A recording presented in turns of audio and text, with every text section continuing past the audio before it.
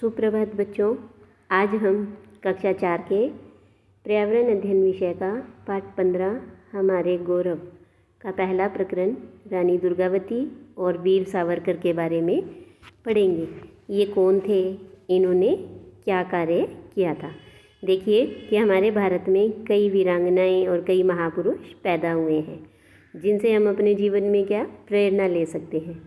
उन्होंने समाज की भलाई के लिए, देश की भलाई के लिए काम किया और हमारे देश का नाम पूरे संसार में प्रसिद्ध किया और इसीलिए वो हमारे गौरव कहलाए। तो चलिए इनके बारे में पढ़ते हैं। देखते हैं कि सबसे पहले रानी दुर्गावती ये कौन थी और इन्होंने क्या किया। देखो, भारत में अनेक वीरांगनाएं हुई हैं और उनमें से एक थी दुर्गावती। और ये किसकी पुत्री थी? ये कालिंजर के महाराजा कीर्ति सिंह की पुत्री थी। बालिका दुर्गावती बचपन से ही घुड़सवारी, तलवार चलाने और तैराकी में तेज थी।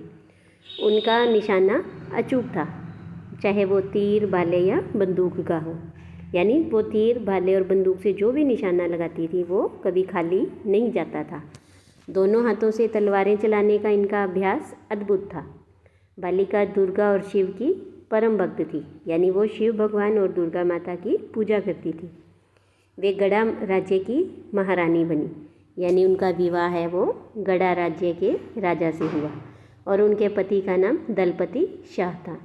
जब दलपति शाह की मृत्यु हुई तो उनकी मृत्यु के बाद अकबर की ओर से असफ खान ने गड़ा दुर्ग पर हमला बोल दिया और गड़ा दुर्ग को चारों ओर से घेर लिया। कई दिनों तक दोनों सेनाओं के बीच संघर्ष चलता रहा। जब किले के भीतर बारूद खत्म हो गया तब रानी ने अंतिम लड़ाई करने का निर्णय लिया और रानी घोड़े की लगाम को दांतों से पकड़कर दोनों हाथों में तलवार लेकर वीरता से लड़ी और मुगल सैनिकों को गाजर मूली की तरह काटती रही।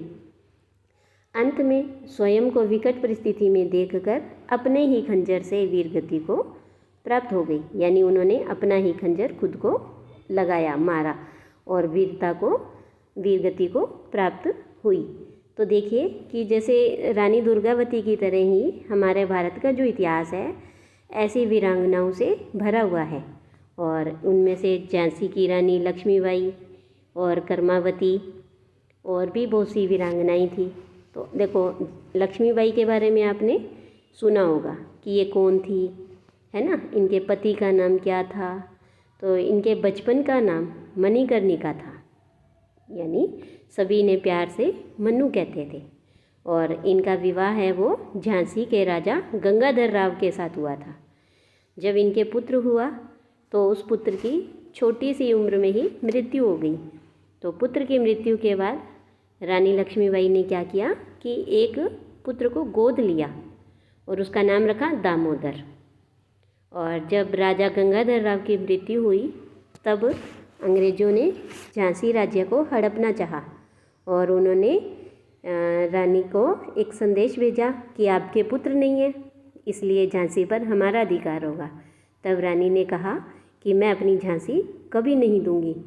तब अंग्रेजी सेना ने झांसी के ऊपर आक्रमण किया, हमला कर दिया और फिर दोनों सेनाओं में भीषण युद्ध हुआ और इसी संघर्ष में जो झांसी की रानी है लक्ष्मीबाई वो वीरगति को प्राप्त हुई।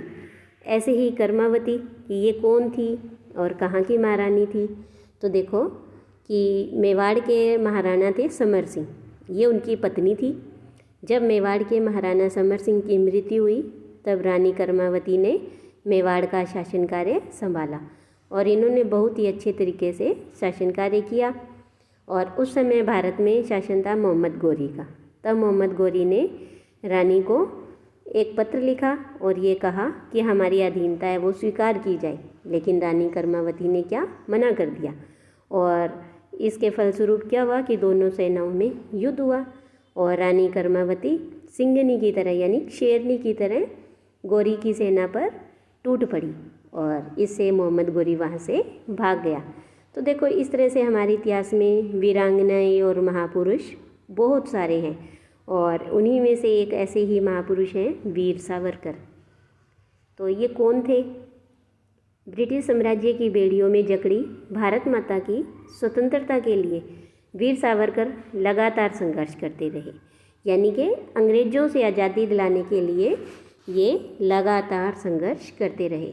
इन्होंने कॉलेज जीवन में एक संस्था बनाई, उसका नाम रखा अभिनव भारत, और इस संस्था के सदस्यों ने विदेशी वस्त्रों की होली जलाकर ब्रिटिश शासन के प्रति विद्रोह की घोषणा कर दी।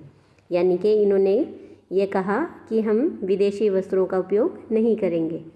तो इंग्लैंड में रहकर इन्होंने इटली के देशभक्त क्रांतिकारी मैसिनी की जीवनी लिखी, यानी इटली के ही एक क्रांतिकारी देशभक्त थे मैसिनी, और उसके ऊपर इन्होंने एक किताब लिखी। और जब इसकी प्रतियां प्रकाशित हुई तो प्रकाशित होते ही अंग्रेज़ों ने उसे जब्त कर ली। फिर उन्होंने एक और पुस्तक लिखी 1857 का प्रथम स्वतंत्रता संग्राम, और ये पुस्तक लिखकर इतिहास के वास्तविक स्वरूप को प्रस्तुत किया कि वास्तव में हमारा जो इतिहास है वो कैसा था। तो इसके प्रकाशन के कारण इनके बड़े भाई को आजीवन कारावास हुआ। क्रांतिकारियों के प्रेरणा स्रोत होने के कारण इनको इंग्लैंड से गिरफ्तार कर लिया गया। जब इनको भारत ला रहे थे तब वे जहाज के शौचालय से बाहर निकलकर समुद्र में कूद पड़े। देखो, ये सभी क्रांतिकारियों के प्रेरणा स्रोत थे, यानी बाकी जो क्रांतिकारी थे वो इनके जीवन से प्रेरणा लेते थे। तो लंबी दूरी तैर कर बंदरगाह पहुँचे, किंतु फ्रांस में फिर इनको पकड़ लिया गया। उन पर मुकदमा चलाया गया और राजद्रोह के आरोप में 2 आजीवन कारावास की सजा सुनाई गई। देखो, लोगों को एक बार ही देते हैं आजीवन कारावास, और इन्हें 2 बार की। तब उन्होंने हंसकर अंग्रेज अफसर से पूछा, क्या तुम्हें विश्वास है कि अंग्रेजी सरकार इतने दिनों तक भारत में टिक पाएगी? और जेल में भी उनके ऊपर अमानवीय अत्याचार किए जाते थे। और जेल से छूटने के बाद समरसता का प्रचार करने के लिए उन्होंने अस्पृश्यों को मंदिर में प्रवेश करवाया और पतित पावन मंदिर बनवाया। यानी देखो, ये समरसता का क्या अर्थ होता है? समरसता होता है कि पूरे समाज को एकजुट करना, जो समाज में भेदभाव था उसे ख़त्म करना। और सारे समाज को एकजुट करने के लिए, भेदभाव को ख़त्म करने के लिए उन्होंने क्या किया कि जो अस्पृश्य समझे जाते थे, है ना, उनको मंदिर में जाने दिया। क्योंकि हमारे भारत में क्या था पहले कि ऐसे जैसे जिनको कह देते हैं कि छोटी नीची जाति के हैं, तो उनको मंदिरों में नहीं जाने देते थे। तो इसीलिए इन्होंने क्या किया कि इन अस्पृश्य माने जाने वाले लोगों को इन्होंने मंदिर में प्रवेश करवाया, और उन्होंने कहा कि अब मंदिर है वो पतित और पावन यानी पवित्र हुआ है। तो इस तरह से देखो कि हमारे भारत में कितने ही ऐसे वीर पुरुष हैं, महापुरुष हैं, वो पैदा हुए हैं। तो अगली वीडियो में हम ऐसे ही एक और महापुरुष हैं सरदार वल्लभ भाई पटेल, इनके बारे में पढ़ेंगे। तो आज के लिए इतना ही, धन्यवाद।